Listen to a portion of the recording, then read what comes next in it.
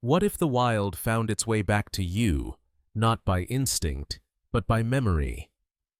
When a retired ranger discovers an injured bobcat on a foggy mountain road, he's stunned to realize it's the very cub he rescued and released 12 years earlier. But this time, the wild animal doesn't run. It returns. Stay with us until the end to witness a story of trust, devotion, and a final act of love that will break your heart wide open. Before we begin, tell us where you're watching from in the comments. If you enjoy the story, please like and follow. It helps us keep creating more. Your feedback means everything. Thank you. The morning fog hung thick over the pine-covered ridges of northern Washington state, casting a silver veil over the forest floor. Graham Easton gripped the steering wheel of his old Ford pickup with one hand, the other resting comfortably on the windowsill, letting the crisp autumn air roll across his face. At 72, his drives had become quieter, more reflective, a time for memory more than motion. He didn't expect anything unusual that day. The road winding through the eastern slopes of the Cascadia foothills was one he had traveled for decades, first as a ranger, then as a volunteer, and now as a man who simply couldn't let go of the forest. As he approached a sharp bend near mile marker 47, a turn locals jokingly called the Ranger's Loop, he noticed something out of place. A shadow moved slowly at the tree line. Graham squinted, slowing the truck to a crawl. Then it stepped out. A bobcat, not darting across the road as they usually did, not hiding in the underbrush, but limping, dragging one rear leg, and looking directly into the path of his truck. The animal's golden eyes locked with his for a split second, and in that moment, something ancient and emotional stirred in Graham's chest.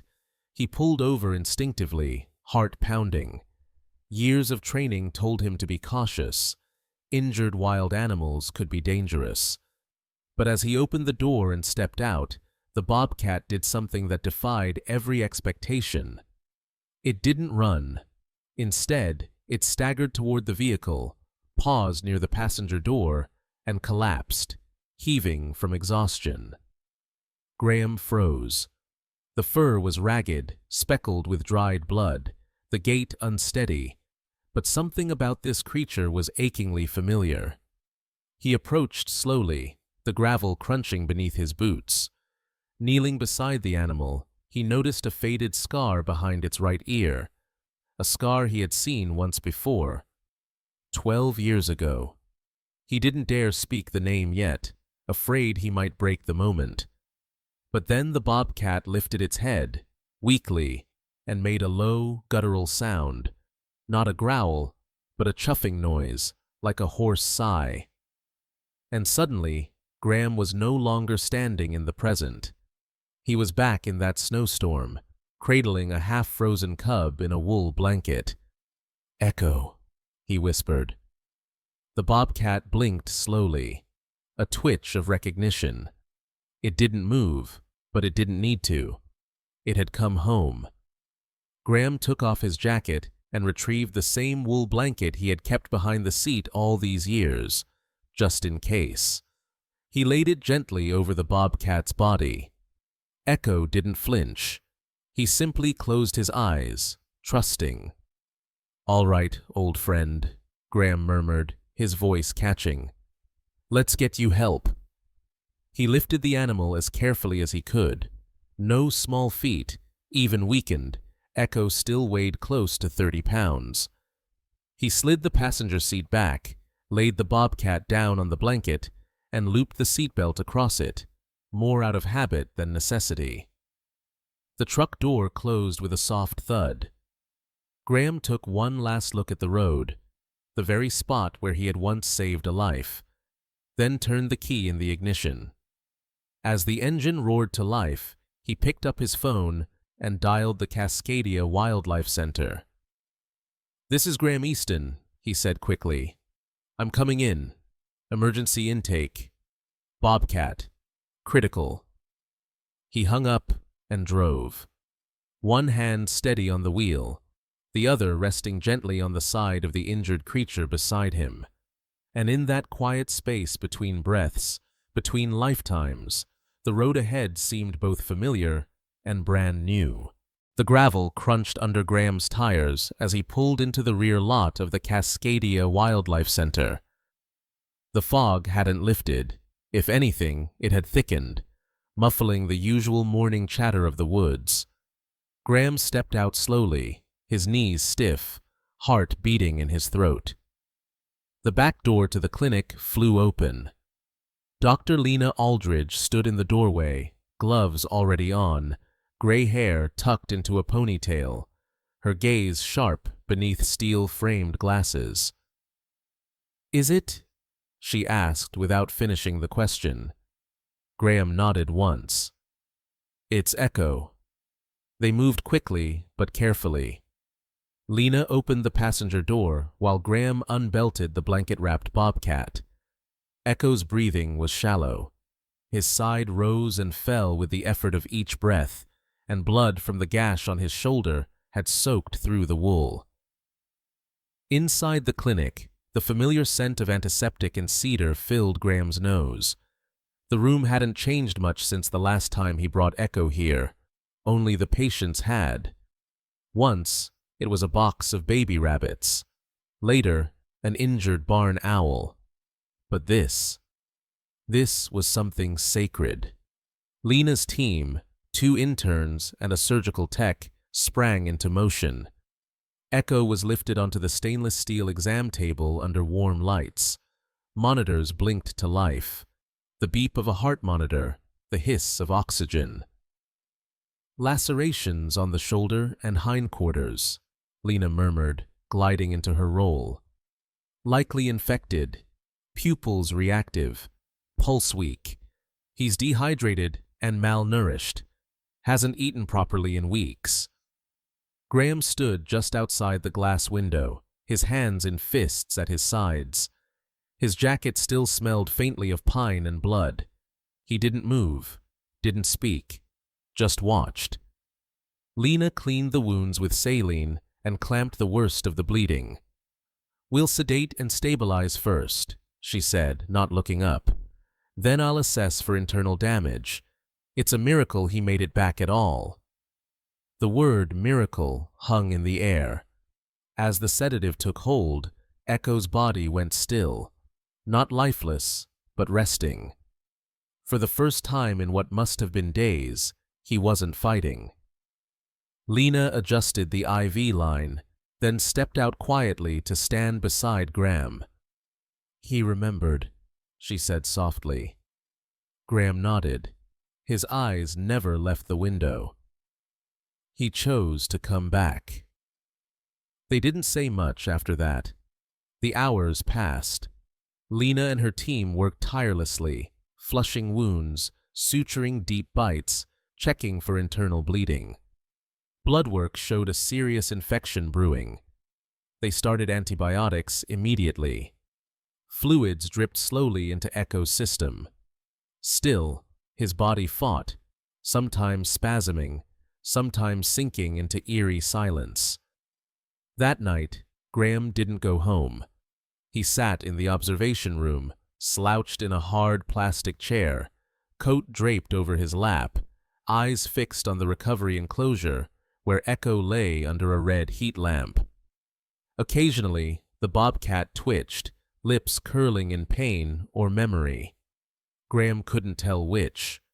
Once, Echo let out a low whimper, and Graham found himself whispering back through the glass, "I'm here, boy. You're not alone this time." At 3:17 a.m., Echo crashed. Alarms sounded. Lena burst back into the clinic, hair loose from its tie, eyes fierce. They worked for 40 straight minutes. Fluids, adrenaline, chest compressions. From behind the glass, Graham prayed, not out loud, but deep within the core of the man he used to be. A ranger, a protector. Then, a twitch, a breath, a slow, steady heartbeat. By sunrise, the fever had broken. Lena entered the observation room, exhausted but smiling. "He's not out of the woods yet," she said, "but he made it through the night." Graham exhaled and stood slowly. He approached the glass, placing his palm against it. Echo didn't move, but one ear flicked toward the sound. A tiny, familiar motion. He remembered. It took several days before Echo could lift his head without effort. By the end of the first week, he was eating again, slowly, deliberately, chewing with the kind of caution only pain can teach. But something had shifted. He wasn't the same wild creature they'd once released into the mountain range. And he wasn't quite a patient either. Each morning, Graham returned to the center. He didn't have an official role anymore. His ranger's badge had been retired long ago, but he had a presence that the staff respected. Lena never asked him to leave Echo's side, even as other cases came and went. Echo seemed to respond only to Graham's presence. When others approached, he watched from the back of the enclosure, wary, coiled.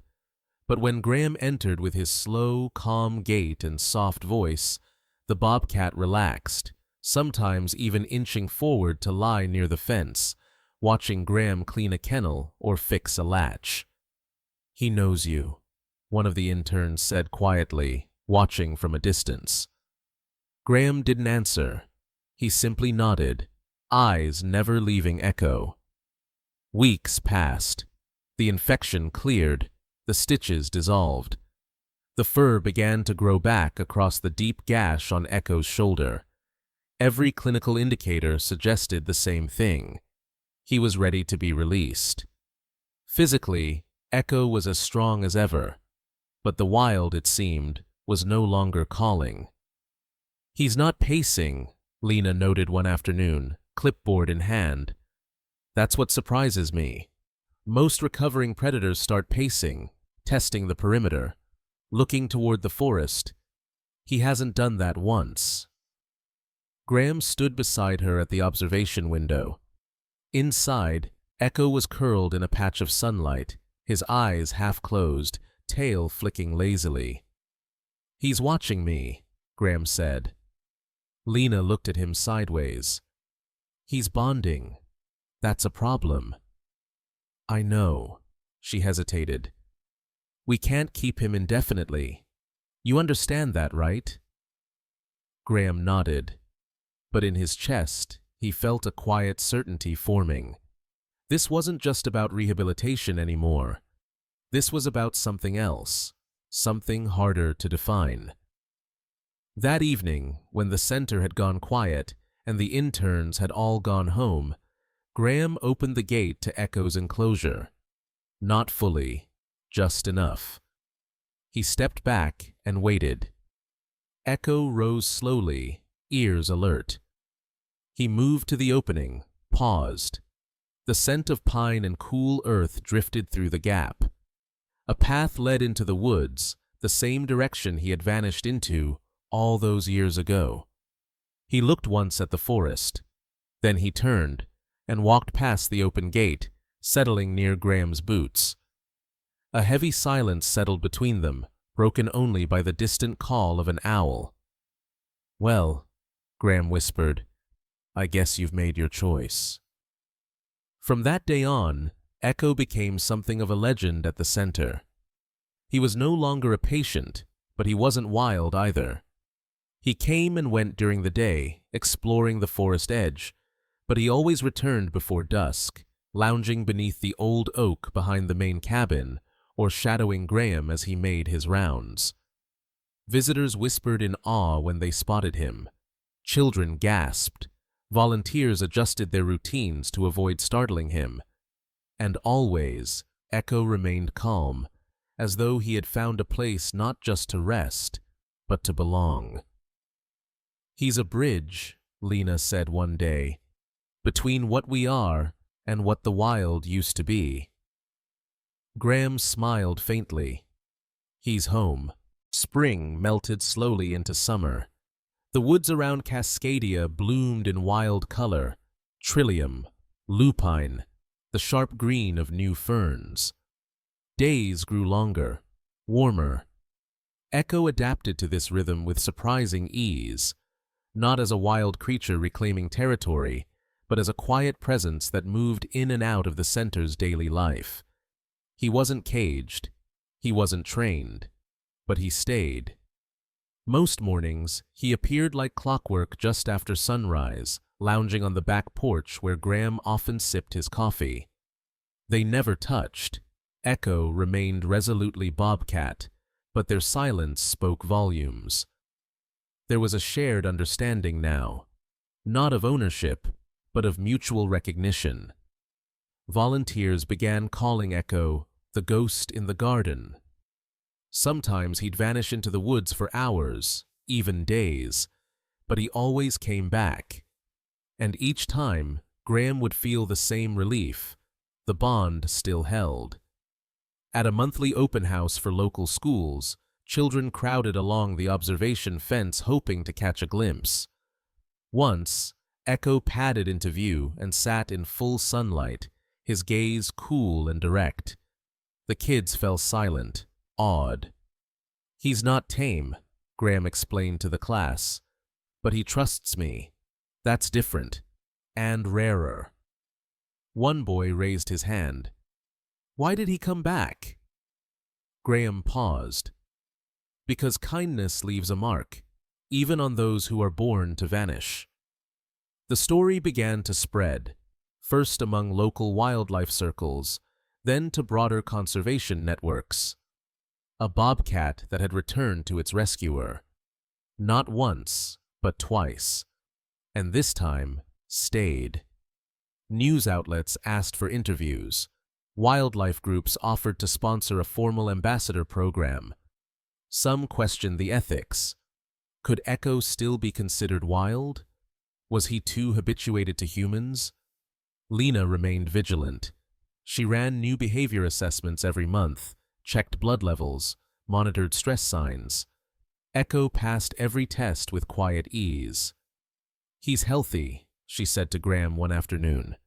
"But more than that, he's centered. Most animals live in fight or flight. Echo, he's chosen something else. Peace, maybe." Graham chuckled. "You ever think maybe I didn't rescue him? Maybe he rescued me?" Lena's smile was gentle. "Maybe you saved each other." They fell into rhythm. Graham and Echo, two aging souls orbiting one another in the quiet spaces between chaos. Volunteers caught glimpses of them walking the forest's edge together, Graham with his walking stick, Echo trailing just behind. Always alert, always close. One afternoon, Graham fell, just a stumble on uneven ground, but hard enough to knock the wind out of him. Before he could rise, he heard soft paw steps. Echo appeared beside him, silent, tail low. "You don't have to look so smug," Graham muttered, rubbing his knee. Echo didn't move. He simply lay down nearby and waited. Later that evening, back on the porch with a scraped hand and a sore hip, Graham sat with a blanket over his knees. Echo curled a few feet away, his head resting on his paws. "You stayed with me," Graham said softly. Echo didn't respond, not in words, but the slow blink, the shift of ears, said enough. It wasn't ownership. It wasn't control.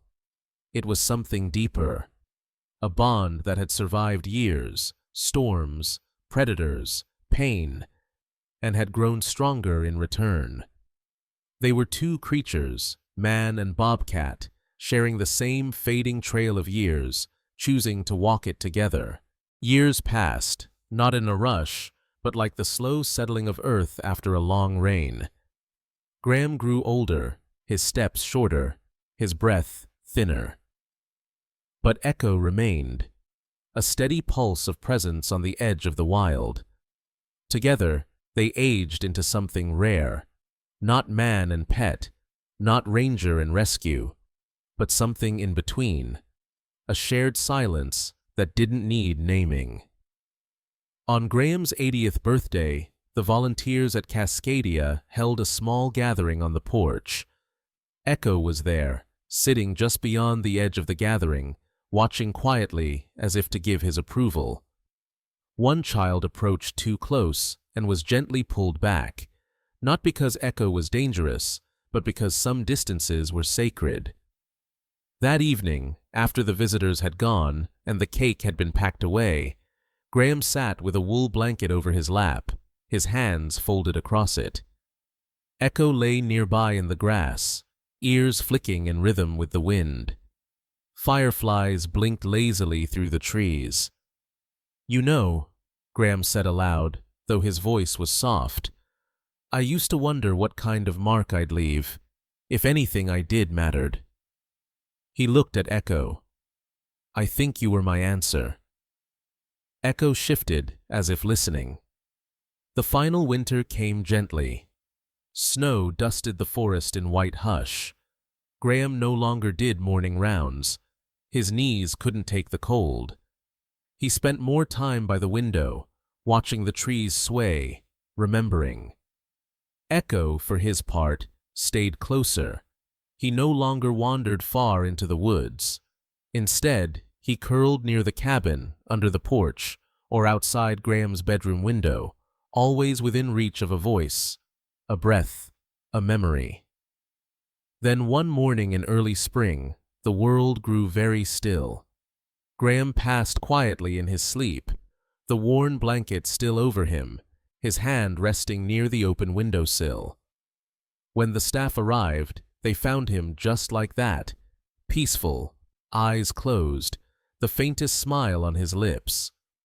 And beside him, curled at the foot of the bed, lay Echo. Gone too. There was no struggle, no signs of distress. Just two bodies, one man, one bobcat, who had walked far enough to reach the end together. Dr. Aldridge, older now, wept as she stood in the doorway. "I've never seen devotion like that," she whispered. They buried Graham beneath the great oak behind the center, in the patch of grass where he and Echo had spent so many quiet afternoons. Echo was laid beside him, their graves simple, side by side, a stone marker etched with only their names. Graham Easton Echo. A bond beyond wildness.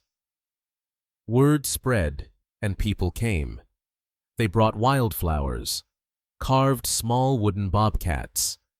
Children left hand-drawn cards. Rangers came from across the state. Wildlife rehabilitators, old friends, strangers who had only heard the story secondhand. A small plaque was placed at the trailhead where it all began, where Echo first returned. It read, "Sometimes the wild chooses to trust us, and when it does, we must be worthy." Even now, years later, visitors say that on quiet mornings, when the fog rolls in just right, they see something moving along the forest's edge. A man with a walking stick, a bobcat by his side, walking the boundary between wild and human, together still.